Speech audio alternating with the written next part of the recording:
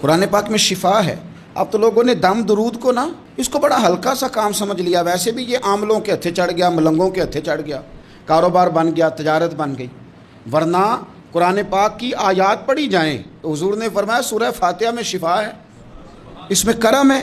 یہ چیزیں جو بڑی ہمارے لیے سود مند تھی، فائدہ مند تھی، ہم چھوڑ گئے۔ ایک بڑی خوبصورت حدیث ہے، سنیے گا۔ حضرت ابو سعید خدری رضی اللہ تعالیٰ عنہ حدیث کے راوی ہیں، بخاری میں موجود ہے۔ ارشاد فرماتے ہیں کہ ہم ایک سفر پہ تھے، واپس آ رہے تھے، ایک جگہ رات کو قیام کیا، سونا تھا، بستی تھی۔ بستی کے لوگوں نے نہ کھانا پوچھا نہ پانی پوچھا، کوئی ضیافت نہیں کی۔ آدھی رات کا وقت آیا تو ایک بندہ دوڑا دوڑا آیا، کہنے لگا ہمارے سردار کو بچھو نے کاٹ لیا ہے، تم میں سے کوئی بندہ دم درود کر لیتا ہے؟ تو ایک صحابی کہنے لگے کر تو لیتے ہیں، پر تم نے چونکہ ہمیں کھانا پانی تک نہیں پوچھا، تم اگر دم کراؤ گے تو مفت نہیں کریں گے۔ بخاری پڑھ رہا ہوں، پیسے لگیں گے۔ کتنے پیسے؟ بکریوں کا ایک ریوڑ پورا۔ شارحین نے لکھا 40 بکریاں، کنے دما دیاں؟ او بھائی اس سے کوئی بندہ جواز نہ لے کہ پیسے لینے جائز ہیں، اس سے جواز نہ حاصل کرے۔ آپ بات کو سمجھیں، پس منظر کیا ہے؟ پانی تک نہیں تم نے پوچھا۔ کچھ لوگوں کا علاج ہوتا ہے، انہوں نے کہا پیسے لیں گے دم کر دیں گے۔ صحابی نے کہا، حضرت ابو سعید خدری رضی اللہ تعالیٰ عنہ فرماتے ہیں وہ چونکہ تنگ تھے، بچھو کاٹ گیا، اور سردار کو کہا چل تو صحیح نا۔ وہ صحابی گئے، سورہ فاتحہ پڑھ کے دم کیا، اور حدیث بخاری سے میں آپ کو دکھاؤں گا۔ لوگ کہتے ہیں دم کدھر سے آ گیا؟ بخاری پڑھ رہا ہوں، صحیح بخاری۔ شفا تو اللہ نے دینی ہے نا، رب کریم نے شفا دے دی۔ بکریاں لے لیں، آ گئے جہاں آرام کر رہے تھے اس جگہ۔ صحابہ میں اختلاف ہو گیا، کچھ کہنے لگے بکریاں لینی چاہیے تھی، کچھ کہنے لگے نہیں لینی چاہیے تھی۔ حضرت ابو سعید خدری رضی اللہ تعالیٰ عنہ فرماتے ہیں پھر ہم نے فیصلہ کیا چپ کر کے سو جاؤ، صبح حضور کی بارگاہ میں جائیں گے۔ اگر کریم نے کہا لینی چاہیے تھی پھر تو موج بن گئی، اور اگر کہا نہیں لینی چاہیے تھی تو بکریاں ہانک کے واپس کر دیں گے۔ مسئلہ کیا ہے؟ کہتے ہیں صبح گئے حضور کی بارگاہ میں، جا کے مسئلہ عرض کیا، یا رسول اللہ انہوں نے بھی پانی کوئی نہیں پوچھا تھا، ہم نے بھی کہا دم کریں گے تو پیسے لیں گے، تو ہم نے یہ بکریاں لی ہیں۔ شارحین لکھتے ہیں 40 تھی شاید۔ تو یا رسول اللہ اب کیا کریں؟ حضور مسکرانے لگے، حضور مسکرانے لگے۔ جس کے گچھے سے لچھے جڑے نور کے، ان ستاروں کی نزہت پہ لاکھوں سلام، اور جس کی تسکین سے روتے ہوئے ہنس پڑیں، اس تبسم کی عادت پہ لاکھوں سلام، اور ان کی باتوں کی لذت پہ بے حد درود، ان کے خطبے کی ہیبت پہ لاکھوں سلام۔ حضور مسکرانے لگے اور مسکرا کے پوچھا اچھا پڑھا کیا تھا؟ یا رسول اللہ سورہ فاتحہ۔ فرمایا سکھائی کس نے تھی؟ کہا یا رسول اللہ آپ نے۔ فرمایا پھر آدھی بکریاں میری ہیں آدھی تمہاری ہیں۔ کہا ایک دوست تشریف لائے ہمارے پاس تو وہ ہمیں مشورہ دینے لگے کہ آپ کے ہاں بچوں کو چھٹی ہوتی ہے تو وہ تقریباً 1.5 دن بنتا ہے، ظہر کی نماز کے بعد ہفتے کو وہ چلے جاتے ہیں اور اتوار کا سارا دن وہ چھٹی میں رہتے ہیں، تو یہ 1.5 دن پورا ان کا ضائع ہوتا ہے۔ تو یہ تو معاملہ ٹھیک نہیں ہے، اس طرح تو ایسا ہے نا کہ مدارس دینیہ میں کیا کام ہے چھٹی کا؟ تو میں نے ان سے کہا ہو سکتا ہے مدرسے کے طالب علموں کو بھی نیند آتی ہو سکتا ہے ان کا بھی کبھی کسی گراؤنڈ میں جا کے کھیلنے کو جی چاہتا ہو سکتا ہے یہ بھی اسی طرح کے لوگ ہوں جس طرح کے عام بچے ہوتے ہیں، ہو سکتا ہے وہ ساری خواہشات ان کے اندر بھی پائی جاتی ہوں جو باقی لوگوں کے اندر پائی جاتی ہیں۔ آپ وہ پابندیاں کیوں لگاتے ہیں جو پابندی اللہ رسول نے نہیں لگائی؟ جس چیز کو شریعت نے بین نہیں کیا، ہم کون ہوتے ہیں اس کو بین کرنے والے؟ سمجھیں؟ ہاں ایک بات ضرور ہے، ہم اپنے وجود کے مالک نہیں ہیں، اس کا مالک اللہ ہے۔ وہ خالق ہے، ہم مخلوق ہیں، وہ معبود ہے، ہم اس کے عابد ہیں، وہ ہمارا مالک ہے۔ ہمیں اپنے نفس کو، اپنے وجود کو اس کی فرما برداری میں رکھنا۔ نفس کے حق کا یہ مطلب نہیں ہے کہ خواہش نفس میں اگر کوئی ناجائز چیز پیدا ہوتی ہے تو اس کی تکمیل کے لیے بھی ہم دوڑ پڑیں گے، اس کی شریعت کے اندر اجازت نہیں ہے۔ اجازت اس بات کی ہے کہ جن چیزوں کو شریعت نے جائز قرار دیا ہے، آپ اگر ان کا حصول چاہتے ہیں، آسانی چاہتے ہیں، تو آپ ضرور ان کو اختیار کریں، کوئی منع والی بات نہیں ہے۔ میں نے کہا بعض لوگ نا بعض چیزوں پر شدت کرتے ہیں، یعنی نبی کریم علیہ السلام کے صاحبزادہ گرامی حضرت ابراہیم علیہ السلام کا وصال ہو گیا تو نبی کریم کی آنکھوں میں آنسو آ گئے۔ تو ایک شخص نے حضور سے کہا یا رسول اللہ آپ بھی روتے ہیں، آپ تو صبر کا درس دیتے ہیں۔ تو نبی کریم نے فرمایا یہ جو آنسو نکل آئے ہیں نا، یہ بیٹے کی محبت کی علامت ہے. باقی فرمایا میرے دل اور زبان پر وہی ہے جس سے میرا رب راضی ہوتا ہے. میں اللہ سے کوئی شکوہ نہیں کر رہا، اس کی تقدیر پر راضی ہوں. لیکن یہ کہ جو انسان پر اللہ تعالیٰ نے کچھ فطری محبت رکھی آپ اس کو بھی قبول نہیں کرتے بعض لوگ.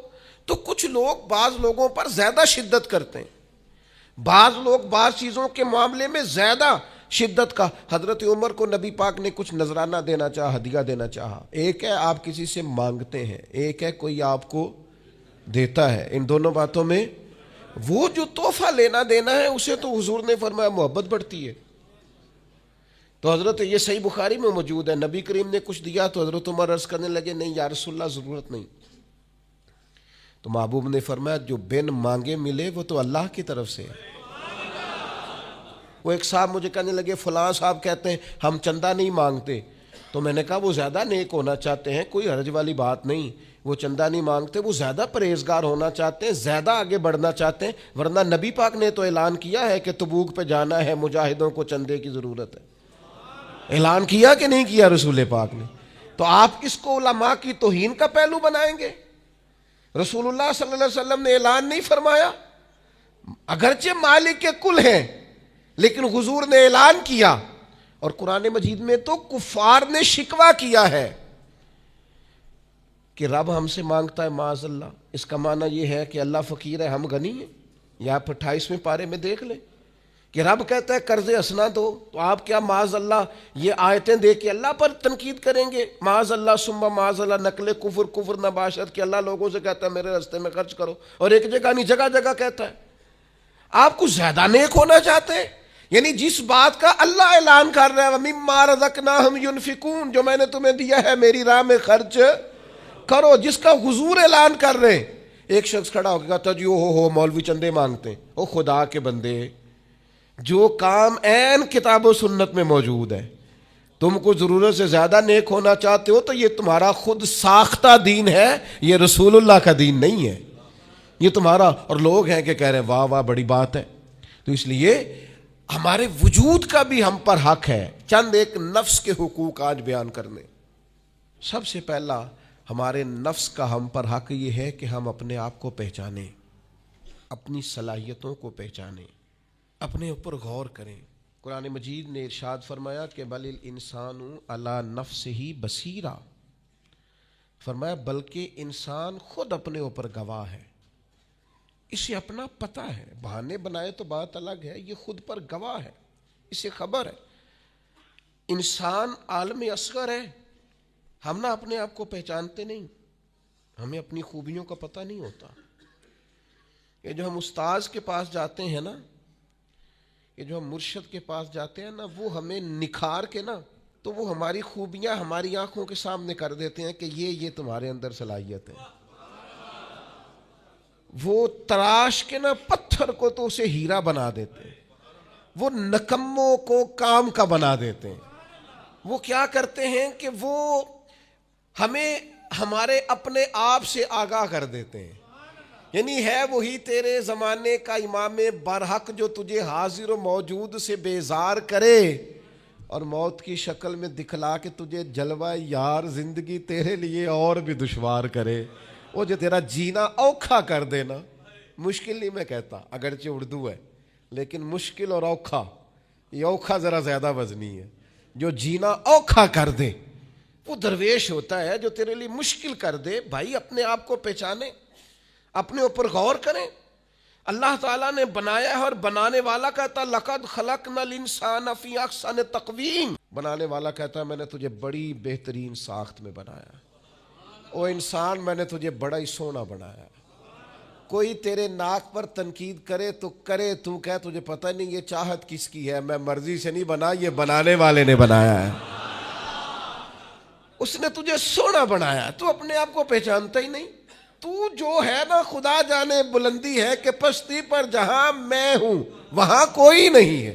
تو اپنے قد سے بھی پیار کر، تو اپنے رنگ سے بھی پیار کر، تو اپنے وجود کی ساخت سے بھی پیار کر.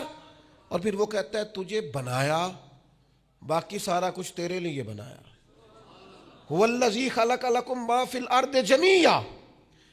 رب کہتا ہے زمین میں جو کچھ ہے نا میں نے سارا تیرے لیے بنایا ہے، تجھے اللہ رسول کے لیے بنایا ہے، اور باقی زمین میں جو کچھ ہے وہ سارا تو پہچانتا ہی نہیں، یہ ہر چیز مسخر ہے تیرے سامنے۔ اتنا بڑا ہاتھی ہوتا ہے اور ایک عام آدمی ہلکی سی چھڑی لے کے اسے چلا رہا ہوتا ہے۔ اونٹ کتنا لمبا چوڑا وزنی ہوتا ہے لیکن ایک عام آدمی اس کے ناک میں نکیل ڈال کے اسے گھما رہا ہوتا ہے۔ کتنی بڑی بھینس ہوتی ہے لیکن چھوٹے سے بچے نے مہار پکڑی ہوئی ہوتی ہے، ایک عام آدمی پائلٹ بن کر جہاز پہ بیٹھتا ہے اور منوں ٹنوں کے حساب سے وزن ہے، افراد ہے، لیکن ہواؤں پر سواری کر کے اسے چیرتا ہوا وہ مہینوں کی منزلیں گھنٹوں میں طے کر کے کراس کرتا ہے۔ تسخیر کائنات کے لیے تجھے بنایا ہے، تو سو رہا ہے، تو جاگتا ہی نہیں، تو اپنے آپ کو پہچانتا ہی نہیں۔ اقبال سے کسی نے کہا میں رب تک جانا چاہتا ہوں، تو اقبال کہنے لگے عجب نہیں کہ خدا تک تیری رسائی ہو، پر تیری نظر سے تو پوشیدہ ہے آدمی کا مقام، تو بندے کے مقام کوئی نہیں سمجھ سکا ابھی تک۔ من عرف نفسہ فقد عرف ربا، درویش کہتے ہیں جو اپنے آپ کو پہچان گیا وہی تو اپنے رب کو پہچان گیا ہے۔ اپنی قدر کو پہچانے، اپنی اہمیت کو پہچانے۔ آپ کے اندر بڑی صلاحیتیں پنہا ہیں، چھوٹی چھوٹی باتوں میں پریشان ہو گئے، کام نہیں ملتا، کاروبار نہیں چلتا، اور تیرے پاس بڑا کچھ ہے یار، کام نہیں بھی ملتا تو اگر وقتی طور پر کوئی حالات خراب ہیں تو اپنا قد کاٹ تو دیکھ، اپنا حسن تو دیکھ، اپنی سوچ تو دیکھ، تفکرات تو دیکھ۔ تجھے بنانے والے نے کوئی کمی چھوڑی نہیں، اس نے کمال کر دیا ہے، قدرت نے رنگ بھر دی ہے تیرے وجود میں۔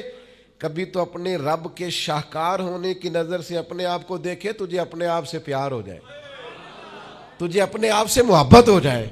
وہ میں کبھی تنقید کیا کرتا تھا کہ یہ جوان شیشوں اور آئینوں کے سامنے بڑی دیر تک کھڑے رہتے ہیں، تو ایک دن ایک سادے سے بزرگ مجھے کہنے لگے یہ جو آئینے کے سامنے کھڑا ہے نا، یہ بھی رب کی تخلیق کوئی دیکھ رہا ہے، یہ کہہ رہا ہے کریم نے کمال نہیں کر دیا مجھے بنانے والا، حج نہیں کر دی، کیا حسن کے جلوے، کیا خوبصورتی اور کیا نورانیت اس نے پیدا کی ہے انسانی، اور پھر یہ جو دیا بن مانگے دیا۔ ایک بات یہ کہ اپنے نفس کو پہچانے، اور دوسری بات یہ ہے کہ عزت نفس کا بھی خیال کریں، اپنے آپ کو رسوا نہ کریں۔ اللہ نے عزت دی ہے تو اپنے آپ کو ذلت کی جگہ پر کھڑا نہ کریں، تہمت والی جگہ پہ اپنے آپ کو کھڑا نہ کریں، کبھی اپنے آپ کو اتنا کمزور نہ کریں۔ جھکنا ہے رب رسول کے سامنے، بلا وجہ دنیا داروں کے، سیٹھوں، نوابوں کے اور وزیروں مشیروں کے سامنے اپنے آپ کو رسوا نہ کریں، کسی کی گاڑی کے پیچھے بھاگ کے اللہ کی دی ہوئی شان کو کمزور نہ کریں، ذلت کی جگہ پہ اپنے آپ کو کھڑا نہ کریں۔ شریعت اسلامیہ نے مومن کا وقار کیا بیان کیا ہے؟ رب کریم نے فرشتوں سے جب مشورہ کیا تھا نا بندہ بنانے کے لیے، انسان کی تخلیق کے لیے، تو وَإِذْ قَالَ رَبُّكَ لِلْمَلَائِكَةِ إِنِّي جَاعِلٌ فِي الْأَرْضِ خلیفہ، اللہ نے فرشتوں سے فرمایا میں زمین پہ اپنا نائب بنانا چاہتا ہوں۔ اوہو، کبھی آپ اس کو سمجھ جائیں نا کہ یہ عزت کا تاج کیا ہے۔ رب کہتا ہے میں نے تجھے زمین پر اپنا خلیفہ بنایا ہے، تو نائب ہے میرا، اور کتنا تو پروقار ہے اور تو کتنا طاقتور ہے انسان، تیرے اندر کتنی صلاحیتیں ہیں۔ سورہ احزاب میں اللہ کریم فرماتے ہیں رب نے اپنی امانت زمین و آسمان پر رکھنی چاہی تو زمین و آسمان نے انکار کر دیا اللہ کی امانت کو اٹھانے سے، وَحَمَلَهَا الْإِنسان، اور انسان نے اس امانت کو اٹھا لیا، کہا مالک میں تیری امانت اٹھاؤں گا، میں تیرا نام لے کے گلیوں میں گھوموں گا، میں تیری توحید کے ڈنکے بجاؤں گا۔ حضرت انسان نے کہا میں تیرے نام کے نعرے لگاؤں گا، میں تیری عبادت کروں گا، میں تیرے لیے نکلوں گا، میں تیرے لیے خیرات کروں گا، میں تیرے رستے میں اپنی صلاحیت۔ وَحَمَلَهَا الْإِنسان، انسان نے امانت اٹھائی اور کہا مالک میں نکلوں گا تیرے نام کی سربلندی کے لیے، میں تیرے نام پر جہاد کروں گا، اگر جان دینی پڑی تو دعائیں مانگ مانگ کے کہوں گا مالک میں تیرے رستے میں شہید ہونا چاہتا ہوں۔ اللہ کی امانت کو حضرت انسان کیوں اپنے آپ کو رسوائی والی جگہ پہ کھڑا کرے, کیوں کمزور کرے؟ بہت پہلے کہا تھا, فقیر آدمی ہوں, جو باتیں کہتا ہوں کوشش کرتا ہوں سوچ سمجھ کے کہوں. بہت پہلے کہا تھا میں نے کہ جو اپنی برادری کو بڑا جانتا ہے اس کی زیادتی نہیں, زیادتی اس کی ہے جو اپنی برادری کو سب سے چھوٹا جانتا ہے. تو بڑا نالائق ہے, تو کہتا ہے میں چھوٹی برادری میں پیدا ہوا ہوں. تو مرضی سے پیدا ہوا ہے, یہاں تجھے تیرے رب نے پیدا کیا ہے. جو ماں تیرے, میں نے ایک دفعہ کہا کچھ دوستوں سے, کہنے لگے کدھر جا رہے ہیں؟ میں نے کہا اپنے والد صاحب کے مزار پہ. کہنے لگے پیر تھے؟ میں نے کہا نہیں. عالم تھے؟ میں نے کہا نہیں. کسی بہت بڑے ادارے میں کسی صدر نشین کی سیٹ پہ بیٹھتے تھے؟ میں نے کہا نہیں. وہ ٹریکٹر پر بیٹھ کر کھیتوں میں ہل چلاتے تھے, شام کو بھینسوں کا دودھ دھوتے تھے. وہ کسان تھے, وہ محنت کرتے تھے. پھر وہ تاجر تھے, تھوڑی سی تجارت کرتے تھے. لیکن مجھے اگر کوئی کائنات میں پوچھے گا نا خوش نصیب کتنے ہو, تو میں کہوں گا میں نے اس طرح کا باپ نہیں دیکھا جس طرح کا اپنا باپ دیکھا. اس لیے کہ میری شخصیت میں اگر کوئی نکھار ہے تو سب سے زیادہ رنگ میرے ابا جی کے بھرے ہوئے. تو میں کیسے انکار کروں؟ سب سے زیادہ ان کے دیے ہوئے رنگ ہیں شخصیت کے اندر, ماں باپ کے. او بھائیوں, ناز کے ساتھ زندگی گزاری جاتی ہے. کبھی اپنے آپ کو رسوائی والی جگہ پہ کھڑا نہ کریں, کبھی اپنے آپ کو کمزور نہ کریں, مضبوط رہیں, طاقتور رہیں. اور تیسری بات, ایک تو اپنے نفس کو پہچاننا ہے, دوسرا اپنی عزت کرنی ہے. کس کی عزت کرنی ہے؟ اپنی عزت کرنی, تکبر نہیں کرنا, اپنی عزت کرنی ہے. عربی کے کسی شاعر نے کہا تھا جو اپنی عزت نہیں نہ کرتا اس کی عزت بھی کوئی نہیں کرتا. اب وہ آپ نے ایک عام محاورہ سنا ہوگا, اپنی عزت بندے کے اپنے ہاتھ میں ہوتی ہے. اس کا معنی کیا ہے؟ آپ کبھی بھی کوئی ایسا کام نہ کریں جس سے آپ کی ذلت ہو. آپ اپنی عزت کریں, آپ اپنی تکریم کریں, آپ اپنے وقار کو بلند رکھیں. آپ کبھی بھی اپنے لہجے کو, معیار کو کمزور نہ ہونے دیں. آپ فکری توانائی کا ہمیشہ مظاہرہ کریں, طاقتور رہیں, کمزور نہ پڑیں کبھی بھی. اور تیسرا یہ ہے کہ اپنے نفس کی تربیت کریں. جس طرح انسان اپنے وجود کی نشو و نما کرتا ہے نا, وہ کہتا ہے یہ کھاؤں گا تو طاقت ہوگی, یہ کھاؤں گا تو بیمار ہوں گا, یہ کھاؤں گا تو میں فریش رہوں گا, یہ کھانے سے میری طبیعت میں درد ہوگی. اسی طرح وہ اپنی تربیت کرے, اپنی نشو و نما کرے, اپنی روحانی تربیت پر توجہ دے. وہ دیکھے یہ کام کرنے سے میری طبیعت گناہ کی طرف مائل ہوتی ہے, اس بری صحبت میں بیٹھنے سے میرے اندر بعض بری چیزیں آتی ہیں, اس کے پاس بیٹھنے سے سوچے میری گدلی میلی کچیلی ہوتی, اور اس شخص کی صحبت جو ہے وہ مجھے تازہ کرتی ہے, اللہ کے قریب کرتی. تربیت نفس پر توجہ دیں, اپنی باطنی کیفیات کو ملاحظہ کریں. اپنی تربیت سب سے زیادہ انسان خود کر سکتا ہے. بل الانسان علی نفسہ بصیرہ, انسان خود اپنے اوپر گواہ ہے. وہ خود محسوس کرے کہ کہاں کہاں میرے اندر غلطیاں ہیں, کہاں کہاں میرے اندر کمزوریاں ہیں. وہ ان ساری چیزوں پر متوجہ رہے. ڈاکٹر نے دوائی دینی ہوتی ہے, اور دوائی دینے کے بعد وہ کہتا ہے یہ نسخہ ہے اور یہ کھانے کی ترتیب ہے اور یہ آپ کی پرہیز ہے. اب مریض کہے کہ جناب ڈاکٹر صاحب کوئی نظر کریں آپ تاکہ میں نہ نظر سے ٹھیک ہو جاؤں, تو ڈاکٹر کہے گا میری نظر یہی ہے جو میں نے نسخہ لکھا ہے نا, یہی نسخہ ہے, یہ دوائی کھائیں. یہ وہ لوگ آتے ہیں پیر صاحب کے پاس, کہتے ہیں کوئی نظر کریں میں نیک ہو جاؤں. بھی پیر صاحب نے نسخہ بتایا نا, 5 نمازیں پڑھو, نماز کے بعد یہ والا ذکر کرو. پیر صاحب نے بتایا نا اس کام سے پرہیز کرو, تو آپ ان بات مانیں انشاءاللہ اللہ شفا عطا فرمائے گا. آپ اس نسخے پر, وہ پیر فیض الحسن شاہ صاحب رحمۃ اللہ علیہ آل و معار شریف والے فرمایا کرتے تھے, مرید کہندے نے سانو نمازاں نہ پڑھاؤ, اللہ اللہ نہ کراؤ, ایویں ہی پہنچاؤ. تو کہتے ہیں یہ ایویں والا کام ہو سکتا؟ ہاں, جو شریعت کے احکام ہے وہ تو سارے کرنے پڑتے ہیں. اور پھر لوگوں کو نا ایسے موقع پہ بابا بلے شاہ جی یاد آ جاتے ہیں. کہتے بلے شاہ نو مرشد ملے ہے تے انہیں ایویں جا بخشایا ہے, او نا نا نا نا 300 پہلی زمین ہوندی سی بابے بلے شاہ دی, انہیں ساری دیتی دی اللہ دی راہ وچ. ایویں جڑا جے نا وہ اے والا ایویں جے. نیرا شیر نہ پڑھو, پیچھے پلٹ کے دیکھو تو صحیح اس شخص نے کمال کیا کیا کیا ہے. مجھے اتنا نظر آ رہا ہے, وہ بلے شاہ نو مرشد ملیا جنہیں ایویں جا بخشایا, وہ ایویں ان کی عاجزی ہے, وہ ان کی عاجزی ہے، وہ انکساری ہے. وہ کہتے ہیں کہ مجھے بہت زیادہ مشقت نہیں کرنی پڑی، ایک ہی مرشد سے سارا کچھ مل گیا ہے. یہ اس بات کا ترجمہ ہے، اس کی تشریح ہے. من مانی باتیں، من مانی آپ تربیت اپنی کریں، اپنے اوپر غور کریں. اور چوتھا، ہمارے نفس کا ہم پر حق یہ ہے کہ اپنے نفس کا احتساب، اپنے نفس کو اللہ کی رضا کے مطابق ڈھالیں، اس کا محاسبہ کریں.